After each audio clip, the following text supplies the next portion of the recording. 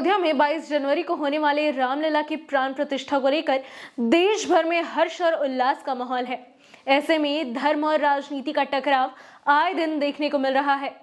इधर एक ओर जहां बीजेपी के द्वारा लगातार कांग्रेस पार्टी पर यह दोष आरोपण किया जा रहा है कि वह कार्यक्रम में शामिल नहीं होंगे, तो वहीं दूसरी ओर झारखंड में भी बीजेपी लगातार जेएमएम को घेरती नजर आ रही है।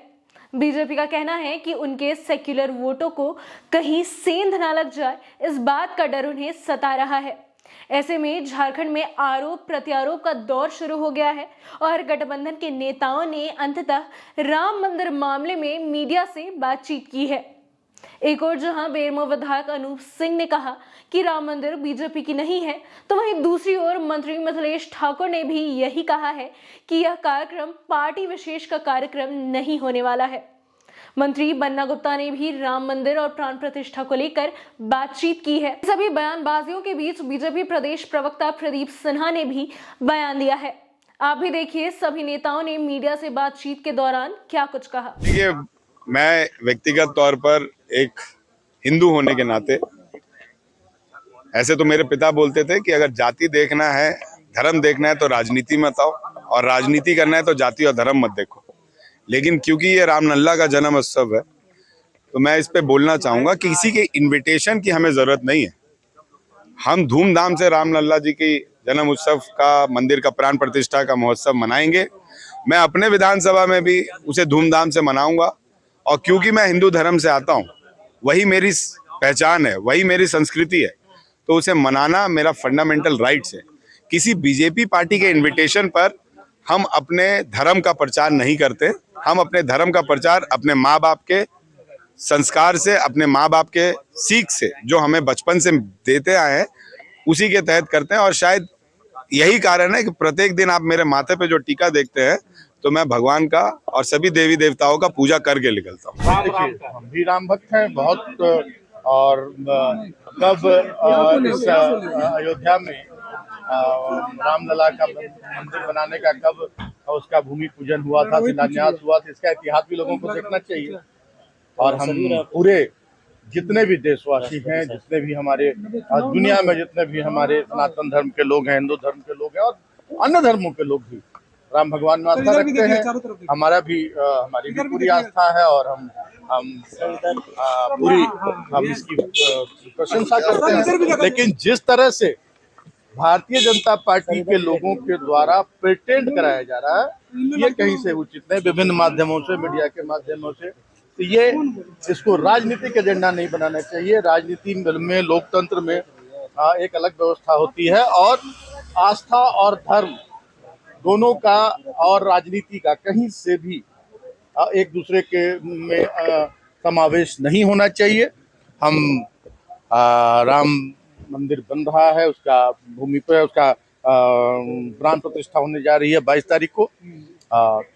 हम लोग भी, अगर जगह मिलेगी तो हम लोग भी चाहेंगे कि हम लोग भी पहुंचे वहां, और इसके हम लोग गवाह बने। राम कर्ण में राम, रोम रोम में राम है। राम से राम मेरी आस है, मेरी सांस है, मेरे जीवन का उद्देश्य है। तो राम के प्रति हमको कोई न्योता देगा तो 22 तारीख को आप जाइएगा? अरे भाई, 22 को राम है, 24 को राम नहीं है, आज राम नहीं है।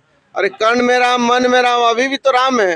प्राण प्रतिष्ठा। अरे प्राण प्रतिष्ठा वो क्या करे कि बोलने के लिए बहुत चीज बोला जा सकता है। मर्यादा पुरुषोत्तम श्री राम ने अपनी धर्म पत्नी जो माता सीता थी, उनके लिए अधर्मियों से लड़ाई लड़ा और धर्म की रक्षा की, पुरुषार्थ की रक्षा की, मानवता की रक्षा की। लेकिन अब वैसे वैसे लोग भी हैं जो प्राण प्रतिष्ठा में लगे हैं। जिन लोगों ने अपनी पत्नियों को भी छोड़ दिया, वो भी प्राण प्रतिष्ठा में लगे हुए हैं। तो सनातन धर्म में तो ये वर्जित है, कहा जा रहा है कि बिना पत्नी के यज्ञ नहीं हो सकता।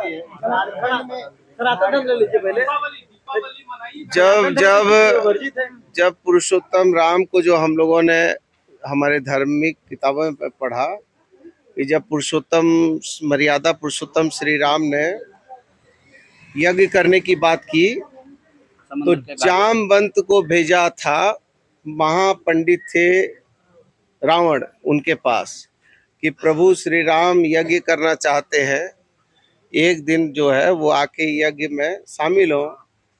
तो ये भी सुना कि माता सीता को रावण ने अपने पुत्र मेघनाद से कहा कि जाके बिना यज्ञ में, पत्नी के बिना यज्ञ पूरा नहीं होता है। तो ये भी कथाओं में है कि माता सीता भी गई थी। तो हम तो मर्यादा पुरुषोत्तम राम को मानने वाले लोग हैं। अब हमको भगवान राम का पहाड़ा कौन पढ़ाएगा? हम तो बार बार कहते हैं, फिर वही कहेंगे, फिर आप कहेंगे कि आप, अरे भाई राम नहीं मिलते ईंट और गारों में, राम मिले हैं निर्धन की आंसू की धारों में। देखिए, ध्यान भटकाने की कोशिश की जाएगी। जब अब 22 तारीख का दिन नजदीक आ रहा है और मात्र 13 दिन बचे हैं, तो उस स्थिति में बहुत सारी ऐसी शक्तियां हैं जो कि भारतीय जनता पार्टी या फिर जो अन्य संगठन इस आंदोलन की अगुवाई कर रहे थे, उनके ध्यान भटकाने की कोशिश करेंगे। और हमारा तो प्रयास है कि सब लोग साथ हैं, सबके सहयोग से ये काम संपन्न हो। लेकिन कुछ लोग अगर इसमें सहभागी नहीं बनना चाहते हैं तो इनका दुर्भाग्य होगा कि वो राम काज के साथी नहीं हो पाएंगे।